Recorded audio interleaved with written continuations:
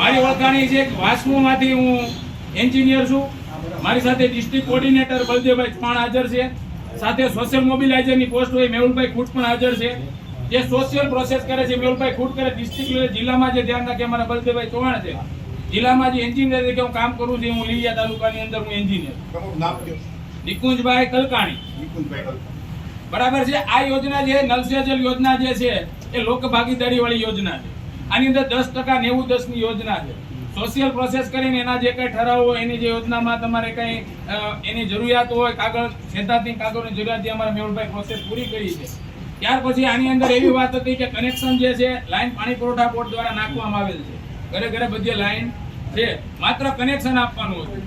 પણ કનેક્શન આપવા માટે અમારો નિયમ એવો છે કે ચાપડો અડધાનો જે ચાપડો આપણે આવે ને એ અડધાનો ચાપડો મારીને અડધાને પોતાના ઘર સુધી કનેક્શન લઈ લેવું. આવી યોજના બનાવવા માટે એક કનેક્શનના 1500 રૂપિયા એનું એસ્ટિમેટ થતું હતું. પરંતુ આવડી કરોડો રૂપિયાની યોજના લીલિયા ગામની 10 કરોડ રૂપિયા ઉપરાંત મને આંકડો ખબર નથી, પણ એનાથી વધારે આ યોજના બનાવવામાં આવી છે. જો ઈ રીતે કનેક્શન આપવામાં આવે તો પાઇપોમાં કાણા પાડીને એ પૂરી થઈ જાય યોજના. કારણ કે ઘરે ઘરે હોલ એક પડે તો એક શેરી હોય તેમાં 15 હોલ પડે મેઇન પાઇપની અંદર.